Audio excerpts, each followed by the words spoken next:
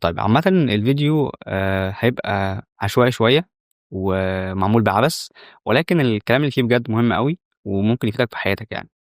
آآ النهارده أنا جاي أقول لك إزاي حرفيًا تفتكر أي حاجة أنت بتقراها في حياتك أو بتذاكرها، أو أنت ممكن تستخدم عامةً الطريقة دي في أي حاجة في حياتك، مش شرط بس إنك تستخدمها في المذاكرة. لو في حاجة معينة أنت عايز تفتكرها لفترة طويلة جدًا أو حاجة ما تنساهاش تاني، فلازمًا تكون قريت عن حاجة اسمها الspace repetition في طريقة المذاكرة. طيب الspace repetition دي بتعتمد على إيه؟ بتعتمد على إنك تخلّي عقلك ينسى الأول عشان يعرف يتذكّر المعلومة لوقت أطول. هتقول لي إزاي الكلام ده؟ يعني أخلّي عقلي ينسى علشان يفتكر؟ طب ده مش منطقي أصلًا. خلّيني أوضّح لك الموضوع بكل بساطة، تمام؟ في حاجة اسمها منحنى النسيان. منحنى النسيان بيقول إن أي إنسان بيتعلم حاجة جديدة أو بيعرف حاجة جديدة أو بيقرأ حاجة جديدة، ففي تاني يوم بعد تعلُّمه للحاجة دي أو قراءته ليها، بينسى المعلومة بنسبة 50%، تاني يوم على طول. يعني وليكن النهارده أنا اتعلّمت معلومتين النهارده، تمام؟ اتعلّمت معلومتين والمفروض عدّى يوم على معرفتي للمعلومتين دول أو تعلُّمي ليهم، فأنا حرفيًا بعد يوم نسيت نُص المعلومات اللي أنا اتعلّمتها.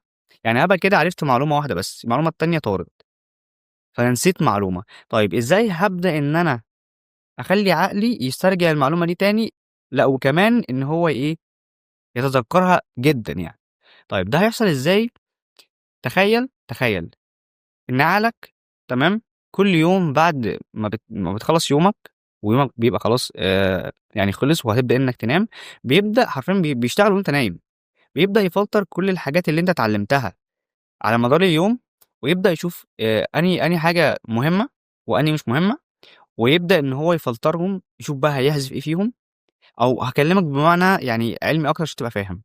هيبدأ يشوف إيه المعلومات اللي يحطها في الlong term memory، وأنهي معلومات هيحطها في الshort memory. طيب يعني إيه الكلام ده؟ يعني هيبدأ يبُص يشوف المعلومات المهمة، تمام، أو اللي هتفيدك في حياتك، هيحطها في الlong memory. ده غالبًا ما بيحصلش من أول يوم تقرأ فيه المعلومة، تمام، وياخد المعلومات اللي مش مهمة يحطها في الshort memory اللي غالبًا بتنسى خلال ثواني وممكن دقايق، وأوقات بتبقى لساعات، ممكن تفضل متذكر المعلومة لساعات وتنساها، تمام. لو أنا اديتك 5 أرقام عشوائيين وقُلت لك احفظهم، فأنت تحفظهم وتعرف تكررهم، زي كده ما يتبعت لك كود OTP على رسالة يعني، فتقرأ الكود تقول مثلًا 55972، فأنت كده حفظت 55972. أنا قُلته تاني أهو، وما اتلخبطتش فيه. بس أنا لو جيت كمان شوية بعد يعني هاتكلم شوية هاجي أفتكر اللي أنا قُلته، أنا حرفيًا دلوقتي مش فاكرها، مش فاكر أنا قُلت إيه، مش فاكر الرقم اللي أنا قُلته، مش فاكر غير 5 بس، فنُص المعلومات طارت. ليه؟ لإن المعلومة دي كانت حرفيًا في الshort memory. أنا مش فاكر كل اللي أنا قُلته، نسيت اللي أنا قُلته. بس عامةً زي ما أنت شُفت دلوقتي مثال عملي، إن أنا قُلت 4 تقريبًا أرقام أو 5 أرقام عشوائيين، وعرفت إن أنا أكررهم تاني، وبعد حرفيًا ما كمّلناش 4 ثواني أنا نسيت الكلام اللي أنا قُلته وما اقدرش أقوله تاني، لإن الكلام ده كان في الshort memory. طيب في أي حاجة بتتعلمها في اليوم، أنت حرفيًا لمّا بتيجي تنام بيبدأ عقلك يفلترهم، يحط حاجة في الshort وحاجة في الlong. قُلنا غالبًا إن الlong ما بيتحطش فيه حاجة دلوقتي. هاقول لك إزاي بقى تحط فيه حاجة، إزاي تمسك المعلومة اللي أنت اتعلمتها short، تمام، وتتحط في الshort عندك تبدأ تحطها في الlong. طيب بعد طبعًا زي ما قُلت لك بعد يوم من تعلُّمك لأي حاجة بتنسى 50%، وده طبعًا طبقًا لمنحنى النسيان، ممكن تبحث عنه وتشوف شكله عامل إزاي، حلو. فأنت بتيجي بعد اليوم أو بعد الحاجة اللي أنت اتعلمتها بيوم، بتبدأ تقرأها تاني. طبعًا ما بتاخدش وقت زي الأول. يعني أنت لو اتعلمت المعلومة دي في ساعة، لمّا تيجي تتعلمها لتاني مرّة مش هتاخد منك 10 دقايق. فما تفكّرش بقى إن تقول أنا هاذاكر حاجة مرّتين وإيه أنت لسه في cycle هتمشي فيها، هتبدأ تكررها مرّة و2 و3 و4 عشان تبدأ تثبّت الحاجة كحاجة بجد، يعني مش هتنساها طول عمرك. فأنت هتعمل إيه، هتيجي بعد الحاجة اللي أنت اتعلمتها بيوم وتبدأ إنك تقرأها تاني أو تبُص عليها تاني. فأنت كده بتدّي hint لعقلك إن المعلومة دي هي معلومة مهمة.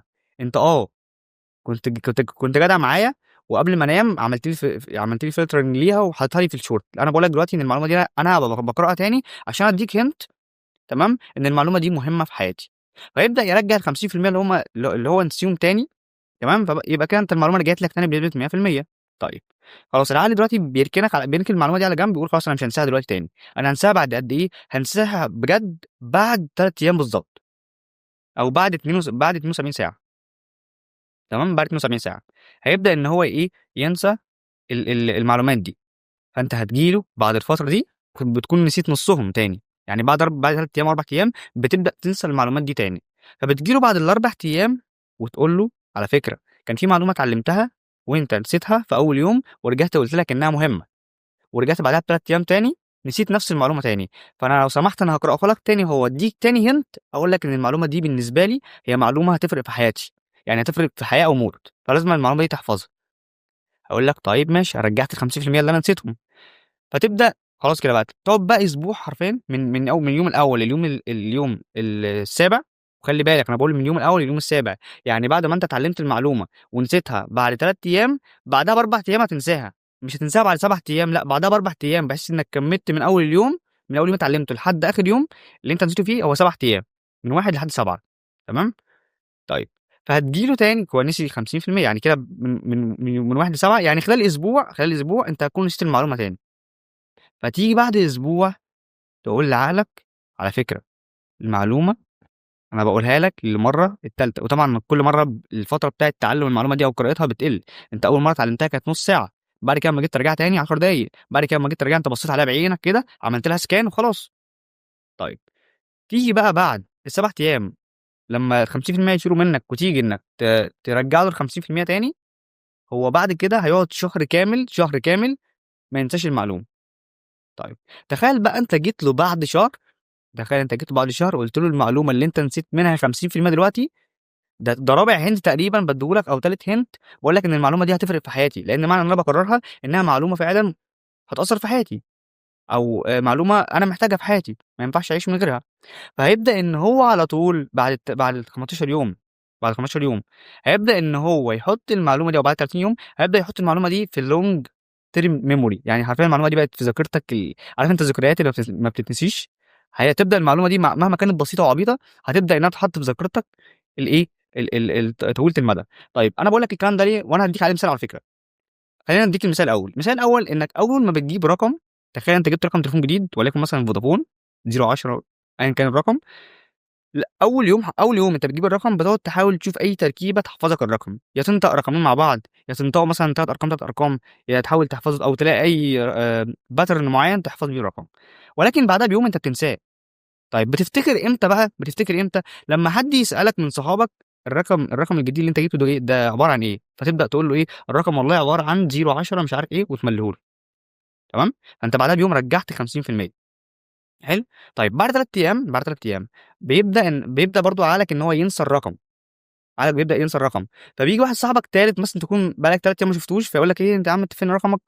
تقول له رقم أنا غيّرته ومش عارف إيه، فتدّي له رقم تاني، فأنت كده عملت إيه، كده رجّعت 50% تاني، يعني كده رجعت حفظت الرقم كامل تاني. طيب بتيجي بعد أسبوع مثلًا أو 15 يوم، صاحبك اللي كان مسافر مثلًا بيصيّف أو حاجة قابلك وقال لك يا عم رقمك اتمسح من عندي فإيه، فادّيه لي تاني، فتبدأ تملّيه له، وييجي صاحبك اللي بعد 3 شهور مع إنك لو قُلت لك هي آخرها شهر، هو شهر حرفيًا بتبدأ المعلومة تتنقل من الshort للإيه، من الshort للlong. فتخيل بعد 3 شهور مثلًا جه واحد قال لك قُل لي الرقم بتاعك عشان أنا مش مسجّلك أو كده وادّيني رقمك، فتبدأ تملّيه له تاني، فأنت كده حرفيًا طول الوقت بتفهّم عقلك إن المعلومة دي هي حياة وموت، اللي هو أنت شايف أنا كل يوم باكررها باكررها على فترات متباعدة، فأنا كده بافهّمك إن المعلومة دي ما تنساهاش أبدًا، تمام؟ طيب أدّيك حاجة كمان، وليكن مثلًا أنا دلوقتي قابلت أي شخص مسلم وقُلت له عايزك تقول لي سورة الإخلاص، أكيد حافظها، أو مثلًا قُل لي أي صورة من الصور الصغيرة اللي إحنا بنصلي بيها مثلًا، سورة الناس مثلًا، هتلاقي إن هو حافظها زي اسمه، طب ليه حافظها زي اسمه؟ لإنه بيكررها على فترات متباعدة، وليكن مثلًا هو تخيل لو في شخص حافظ كذا سورة، فهو مش كل يوم هيصلي بنفس السورة. أو مش كل صلاة هيصلّي بنفس الصورة، ولكن الصور بتتعاد، يعني سورة الإخلاص مثلًا، سورة الإخلاص أنت ممكن تكون صلّيت بيها النهارده وقعدت يومين تمام، قعدت يومين ما تصلّيش بيها صلّيت بحاجة تانية، وجيت بعد 3 أيام صلّيت بنفس الصورة تاني، فالعقل دلوقتي بدأ يفهم إن لأ الصورة دي مهمة، الحاجة دي هو ما يعرفش هو عامةً هي صورة أو مش صورة، هو بياخد الكلام يخزّنه زي ما هو، وبيخزّنه بالنطق بتاعه، بالتجويد، بكل حاجة، يعني حرفيًا أي حاجة أنت بتعملها وهاكلمك برضه في حاجة تانية إنك طريقتك للمذاكرة أو طريقتك لقراية المعلومة بتفرق، لإن هو بيخزّنها بيمسك المعلومة كده يفصصها، ياخد الtext يحطه في مكان، ياخد الsound يحطه في مكان، ياخد الshape أو الشكل يحطه في مكان، تمام، وياخد الألوان يحطها في مكان. فأنت كل ما كترت الحاجة، كل ما كترت الحاجات المتعلقة بالمعلومة دي، تمام، كل ما عمل زي ما تقول كده إيه، هاحاول أبسطها لك، عمل مسارات عصبية أو طرق في العقل، تمام، مسارات عصبية تربطك بالإيه، بالمعلومة دي، فاهمني؟ فأنت إن كنت اديته مثلًا أو قرأت مثلًا سورة الإخلاص، قرأتها بالتجويد أو قرأتها مثلًا بصوت حلو أو كده، فهو بياخد الكلام ده يسجّله. فأنت إن كنت جيت في يوم نسيت، جيت في يوم نسيت سورة الإخلاص، فاللي هيفكّرك بيها الsound أو طريقتك في التجويد اللي كنت بتقرأ بيها، لإنه كل حاجة متخزّنة في مكان، فإن كنت في مكان أنت نسيته أو مش عارف توصل له، بيوصل للذكرى دي أو المعلومة دي من مكان تاني. طيب، اللي أنا عايز أقوله إنك لمّا تيجي تتعلّم أي حاجة، حاول إنك تتعلّمها، تمام، وتشغّل فيها كل حواسك، تمام، أو تحاول يعني لمّا تيجي تتعلّم حاجة تربطها بكذا حاجة مع بعض. يعني مثلًا أنا دلوقتي لو جيت ألخّص أي حاجة أو جيت ألخّص معلومة في محاضرة عندي وعايز أحفظها بشكل كويس جدًا، أولًا هنستخدم طريقة التكرار دي، إن أنا هاجي بعد يوم وبعد 3 أيام وبعد 7 أيام وبعد 15 يوم كل شوية أعيد المعلومة، ولكن ده مش كفاية. لو أنت عايز الموضوع يبقى أسرع وأقوى، تمام، فأنت هتعمل إيه، هتبدأ تحوّل المعلومة دي لشكل رسمة. تمام، ترسم المعلومة دي مثلًا لو هي مثلًا definition أو كده تقدر ترسمه فارسمه، تقدر تحط فيه ألوان يبقى مثلًا الdefinition ده اللي بيعرّف حاجة معيّنة معمول بلون أحمر مثلًا، فتبقى عارف إن إيه، إن أنا كنت فاكر إنها باللون الأحمر وفاكر إنها إيه، معمولة بشكل رسم مثلًا مربعات ومثلثات، فلو أنت نسيت أصلًا الكلام المكتوب جوّه أو الtext المكتوب هتفتكر شكل الرسمة وهتفتكر كل حاجة، تمام، فنرجع تاني لسورة الإخلاص، حلو، فده أكبر مثال إنك كل الصور الصغيّرة اللي أنت بتصلّي بيها أنت حافظها، تمام. فنصيحتي ليك برضه ممكن تعملها، يعني بما إنك عرفت دلوقتي إزاي تحفظ الحاجة أو إزاي تخزنها في عقلك، ممكن تعمل كده مع سور القرآن التانية يعني، مش شرط تصلي بالجزء الأول بس، ممكن يعني تحفظ الجزء التاني وتكرر معاه الطريقة اللي أنا قُلت لك عليها اللي هي التكرار المتباعد، تمام، وتحاول بُص بقى، لإن كل case أو كل حاجة كل معلومة أنت بتتعلمها مش هينفع يتطبق عليها نفس الحاجات، يعني مثلًا معلومة في محاضرة أنا ممكن أعمل لها ألوان ورسومات والكلام ده كله، حلو، بس في القرآن ممكن ما تقدرش تعمل كده، بس تقدر تعمل إيه، تقدر تعرف تفسير القرآن، يعني تعرف تفسير السورة أو الآية اللي أنت بتحفظها، تمام، لإن ده يتخزن في مكان تاني خالص بعيد عن السورة نفسها، عن الtext أو الكلام بتاع السورة، فإن كنت أنت نسيت لو كنت أنت نسيت الtext فأنت عمرك ما هتنسى التفسير. فأنا باقول لك الكلام ده ليه، باقول لك الكلام ده لإن أنت لازمًا بجد تبدأ تعمل كده، لازمًا تبدأ تتعامل بالطريقة دي في كل حياتك، يعني مش بس الspace repetition في على فكرة أكتر من طريقة، بس دي أكتر طريقة فعّالة جدًا إنك تخلّي عقلك ينسى الأول علشان يتذكر بعد كده. فأنت دلوقتي يعني يعتبر عرفت الkey بتاع النسيان. طيب الkey بتاع التذكُّر.